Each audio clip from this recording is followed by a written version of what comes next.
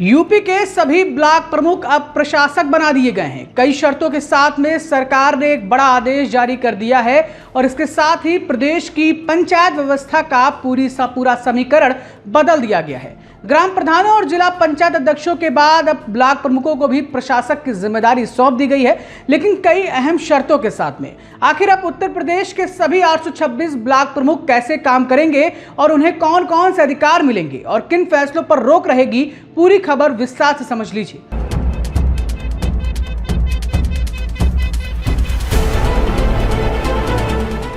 दरअसल उत्तर प्रदेश सरकार ने अब प्रदेश के सभी 826 ब्लॉक प्रमुखों को उनके 5 साल का कार्यकाल पूरा होने के बाद प्रशासक नियुक्त कर दिया है। यानी कि अब नई क्षेत्र पंचायत के गठन तक या अधिकतम 6 महीने तक यही ब्लॉक प्रमुख प्रशासक के तौर पर अपनी जिम्मेदारी को निभाएंगे। हालांकि सरकार ने इनके अधिकारों पर भी स्पष्ट शर्त लगा दी है। प्रशासक के रूप में वे केवल रूटीन प्रशासनिक कार्य कर सकेंगे, कोई भी बड़ा नीतिगत फैसला अपने स्तर पर नहीं ले सकेंगे। अगर किसी नीतिगत प्रस्ताव की जरूरत भी होगी तो उसे जिलाधिकारी के माध्यम से शासन के पास भेजना होगा और अंतिम मंजूरी के बाद ही उस पर कार्रवाई की जा सकेगी। लेकिन ये फैसला अकेले ब्लॉक प्रमुखों तक सीमित नहीं है। यही इस पूरी कहानी का सबसे अहम पहलू भी है। दरअसल सबसे पहले बीते 26 मई को ग्राम प्रधानों का कार्यकाल खत्म हुआ और सरकार ने उन्हें भी प्रशासक बना दिया। इसके बाद 11 जुलाई को जिला पंचायत अध्यक्षों का कार्यकाल समाप्त हुआ तो उन्हें भी प्रशासक की जिम्मेदारी सौंप दी गई और अब 19 जुलाई को ब्लॉक प्रमुखों का कार्यकाल पूरा होने के बाद तीसरे स्तर पर भी वही व्यवस्था लागू कर दी गई है। यानी कि त्रिस्तरीय पंचायत व्यवस्था के तीनों निर्वाचित स्तर फिलहाल प्रशासकों के भरोसे ही चलेंगे।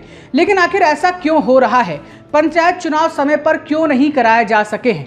दरअसल त्रिस्तरीय पंचायत चुनाव को लेकर मामला फिलहाल इलाहाबाद हाईकोर्ट में विचाराधीन है। दूसरी ओर समर्पित पिछड़ा वर्ग आयोग भी ओबीसी आरक्षण को लेकर जिलों का दौरा लगातार कर रहा है। यानी कि कानूनी प्रक्रिया और आरक्षण से जुड़ी कवायद पूरी होने के बाद ही चुनाव की तस्वीर साफ होगी।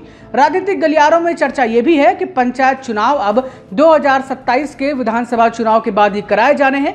हालांकि सरकार की ओर से अभी इस संबंध में कोई आधिकारिक चुनाव तिथि घोषित नहीं की गई है। यानी कि योगी सरकार का संदेश साफ है, जब तक चुनाव नहीं हो जाते तब तक प्रशासनिक व्यवस्था में कोई खालीपन नहीं आने दिया जाएगा। लेकिन विपक्ष लगातार सवाल भी उठा रहा है।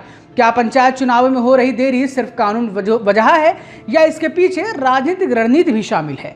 इसका जवाब फिलहाल अदालत की सुनवाई, आरक्षण प्रक्रिया और चुनाव आयोग की अगली घोषणा पर निर्भर करेगा।